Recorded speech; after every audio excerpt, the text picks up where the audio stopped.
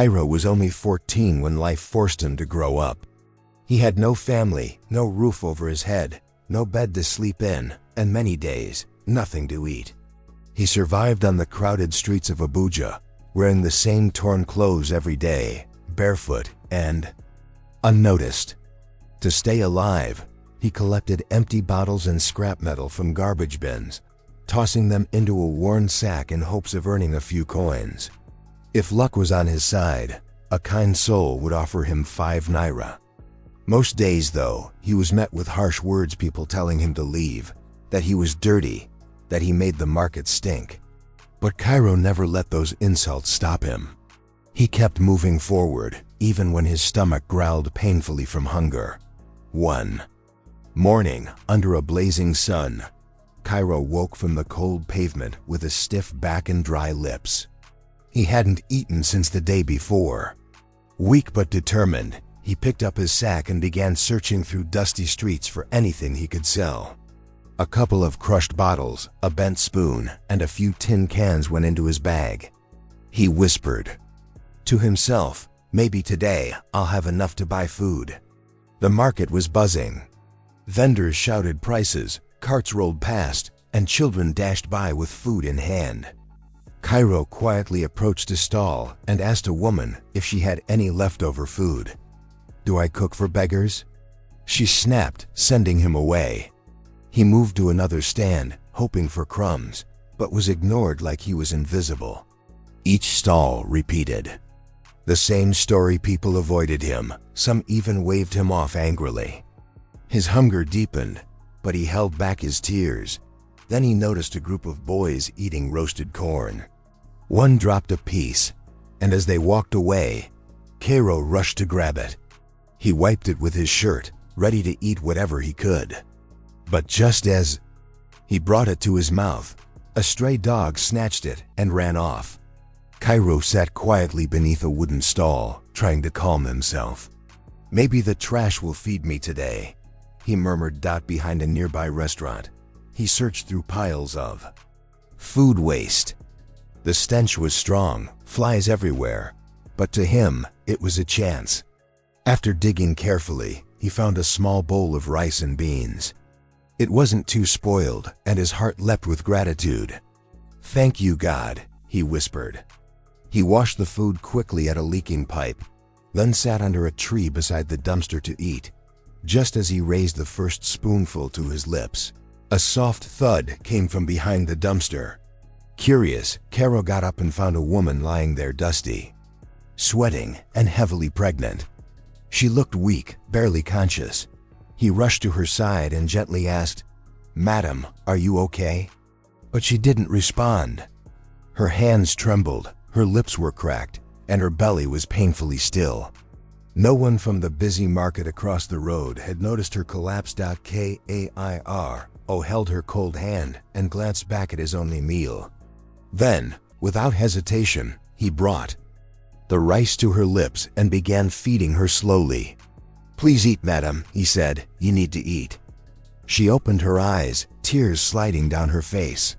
"Why are you helping me?" she asked weakly. Cairo smiled softly. "Because I know what hunger feels like. No one helped me yesterday, but I don't want your baby to suffer." Moved by his kindness, the woman ate. Cairo helped her sit up and wiped her forehead. "My name is Amara," she whispered. "I'm Cairo," he replied. She reached into a small bag and handed him a bent but clean business card. "If you ever need help, find me." He looked at the card, holding it like treasure, though he couldn't read all the words. As she slowly walked away, Cairo watched until she vanished into the crowd. He looked at the empty plate. He was still starving, but his heart felt full. Before that day, Amara lived a completely different life. She had once been the wife of one of Abuja's wealthiest men, Darius, a powerful businessman with influence, property, and prestige. At first, their love was real. They traveled, laughed, and built dreams, but over time Darius changed. He became distant, arrogant, and cruel. One day, Amara discovered he had another family in a different city. When she confronted him, He showed no remorse. "I'm a man with many needs. If you don't like it, leave," he told her coldly. Her heart shattered. 2 months pregnant, she left their mansion with nothing but a small handbag and her pain. No driver, no money, her phone disconnected, and her bank account frozen. With nowhere to go, she wandered the streets alone, fighting to stay strong. Days later, with hunger overtaking her and her body failing, she collapsed behind a restaurant dumpster, forgotten and broken, until a street boy named Cairo gave her his only food. Years passed. Cairo had grown into a young man, but his life hadn't changed much. He still wandered the streets, collecting bottles, sleeping under bridges, and fighting hunger. Yet one thing gave him hope: a faded business card he kept deep in his pocket. The name Amara still visible. He never used it, never knew if she was still alive. But it reminded him that kindness once mattered. One hot afternoon, Cairo spotted more scrap metal across the road. He checked both sides and stepped out. Suddenly, a car sped around the corner. Tires screeched. Cairo was hit. His sack flew into the air, bottles crashing.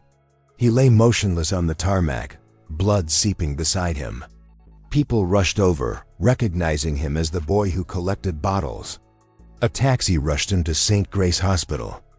He was unconscious, bleeding, barely breathing. In the emergency room, a nurse entered, soft eyes, steady hands, and froze. She recognized the face. "Cairo," she whispered. Turning to the doctor, she said, "Please let me take care of him myself." It was Amara. She hadn't forgotten the boy who saved her. Now it was her turn. She placed her hand on his chest. "You fed me when you had nothing. Now I'll fight to keep you alive." For days, she stayed by his side.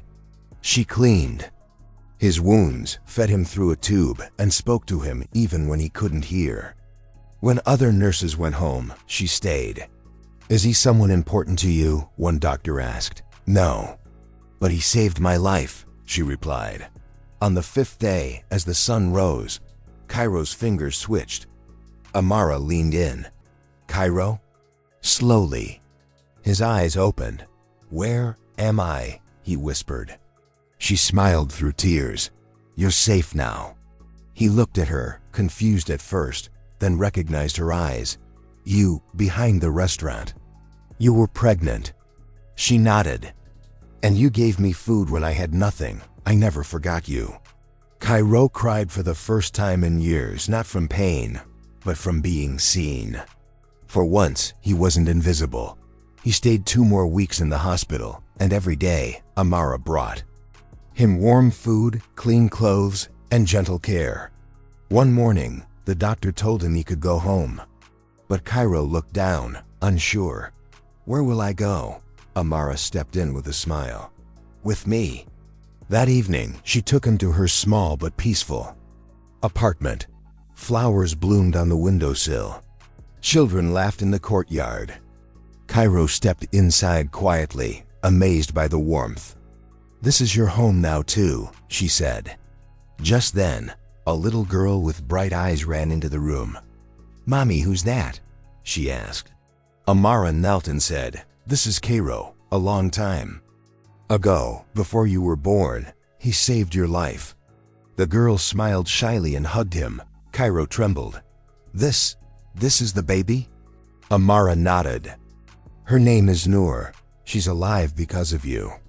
That night, Cairo slept in a real bed. He ate a full meal. He was surrounded by love. Weeks passed, and Cairo helped around the house, laughed with Noor, and even began learning to read and write with her school books. One day, Amara told him she'd spoken to a friend at a recycling company. "They want to offer you a job," she said. "A real job?" he asked, overwhelmed. She nodded. "You start next week." Tears filled Cairo's eyes. "You didn't just save my life. You gave me something to live for." And so now, Cairo wakes up each morning with purpose. He wears clean clothes, eats at a family table, and works at a real job. He is no longer just the bottle boy.